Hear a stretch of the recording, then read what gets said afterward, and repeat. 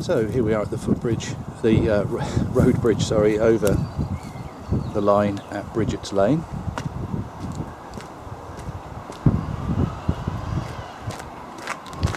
And as you can see, this section of the line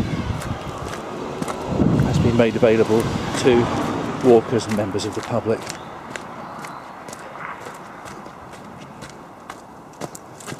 As we descend back to the track bed.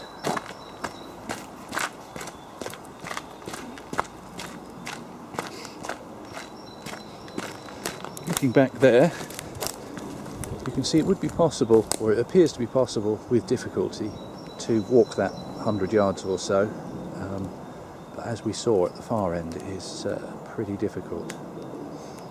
But this way is a different story entirely.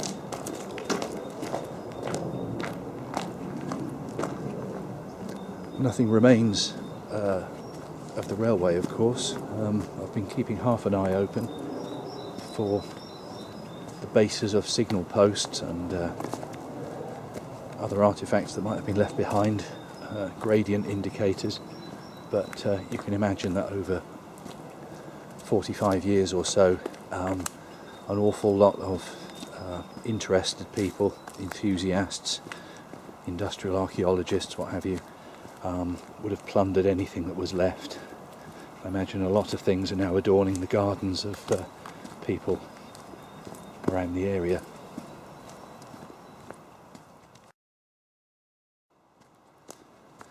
You can see that the cuttings are very stable. There's obviously been no remedial work performed over the interval since the line was closed, and you can see that obviously there have been some chalk falls, these lovely Hampshire flints. See those on all of the old buildings around here. And of course the trees would have continued to grow and die. But generally it's remarkably stable, and I imagine that digging through this chalk land was probably something of a relief for a lot of the navvies, because they would have worked on clays that would have been far more, I imagine, unpleasant to have extracted. And this is a fairly well drained material.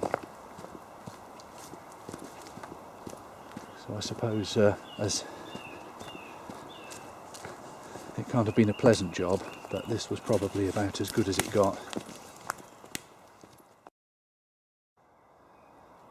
Okay, so just looking back to the west briefly, you can see in the far distance there is the bridge, Bridget's Lane that we started from, and panning round here. There's a little bit of brick rubble here that could have been the chimney from a line-side hut that's collapsed. To be honest, I'm not quite sure. That little corner piece there does suggest that maybe it was a chimney. So that's come down probably with a little bit of assistance from some of the local lads, I expect. And we continue to walk towards Itchen Abbas, which is about a mile and a half in front of us. So Itchen Abbas will be the first station since Winchester, which must be a distance of probably about 7 miles, possibly even 8 miles.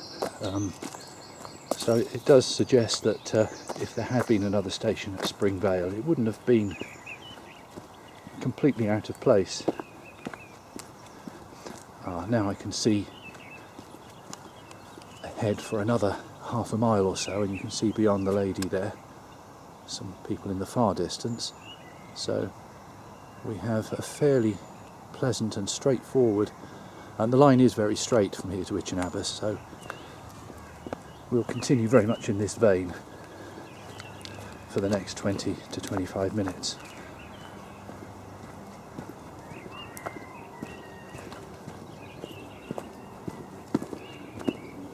Wild orchids. My attention being drawn to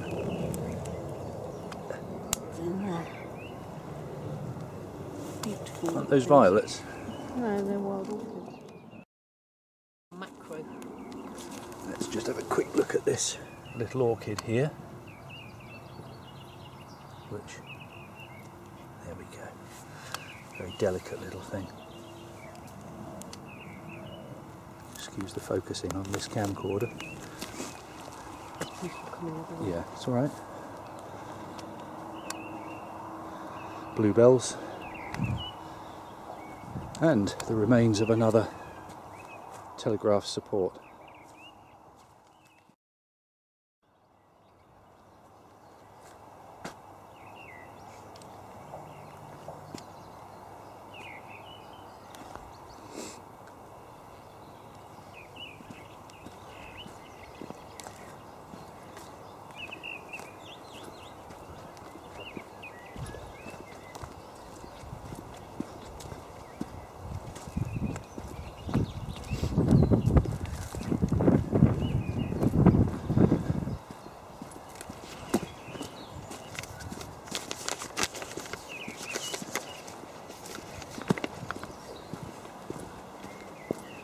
Shortly we'll be coming up to Chillendham Lane, and the little hamlet of Chilland will be off to our right.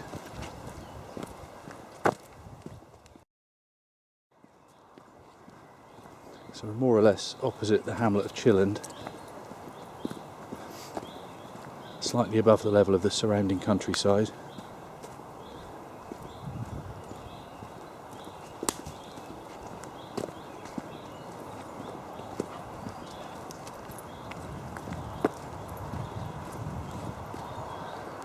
And the B3047 is just beyond that rather nice old building to the right there.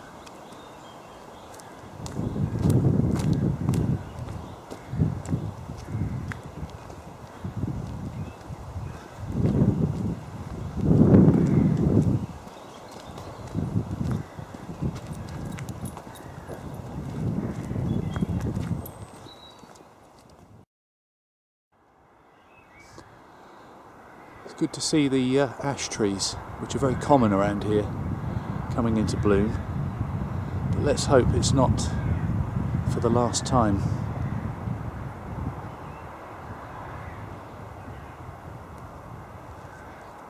These lovely trees predominate along these embankments,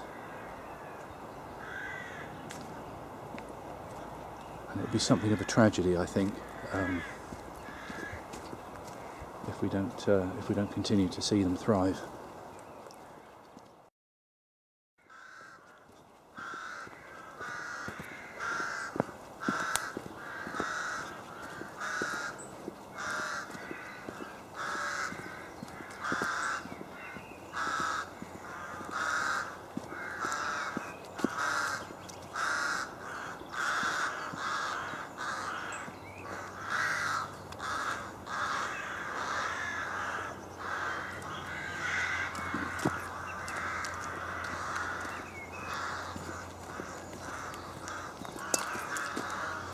And here's Chillendham Lane.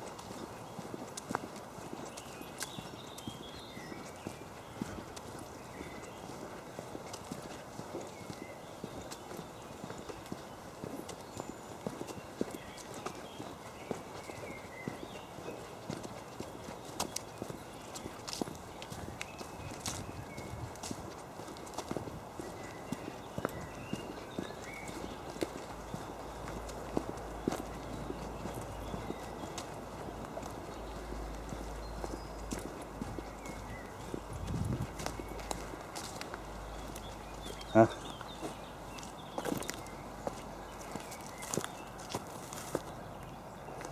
It's an old boundary post being put to new use.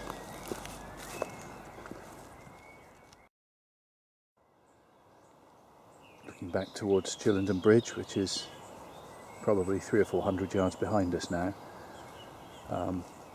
To our right, on the south side, are a series of very nice properties that have sprung up, not always in the last 40 years, but certainly the infill between them I think is now complete. On the left hand side, the north side, is still farmland. We're now halfway between Chilland and Itchen Abbas, and I would guess that we would probably be very close to the site of what would have been the outer home many years ago. If I do see the base of a signal post, I'll certainly film it, but I don't hold out much hope.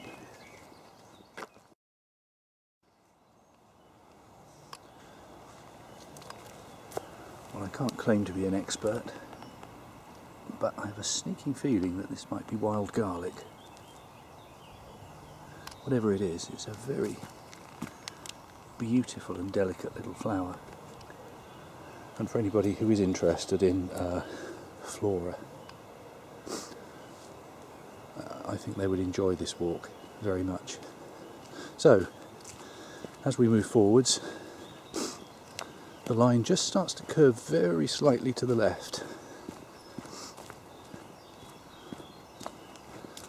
Almost imperceptibly, I imagine, if you were on the train.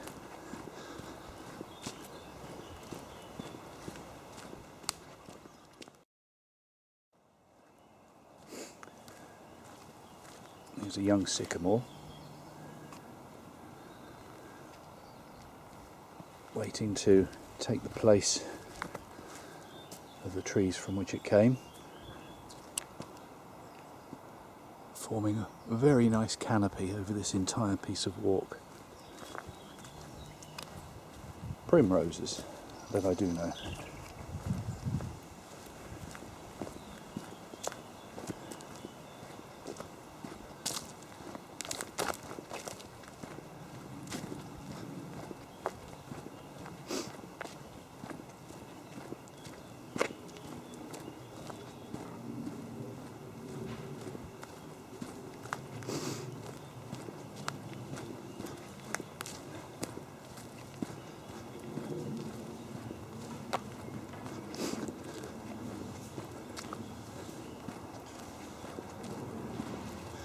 Now I can see ahead that the way is barred, and I believe that this is the site of Itchen Abbas station, which is now known, I think, as Station Close, and I believe that the old station house is there. I'm about to find out.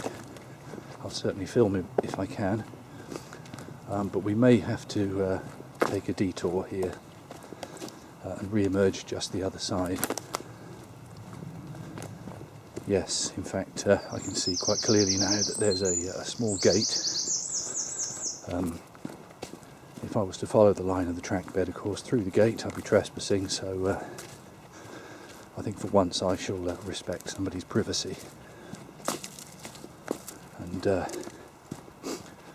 we'll take this small diversion to the right.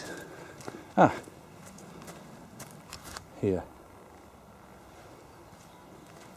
The first, and who knows, the only remaining telegraph post. Why should this one survive and the others all not? I've got no idea. But that's it. We found one.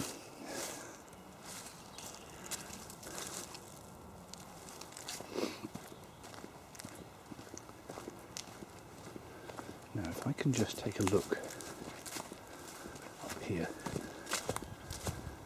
There. Itchen Abbas station. There's the platform. The station house looks to have gone, but that section of platform is still there. And I'm pleased to say, viewed from the other side,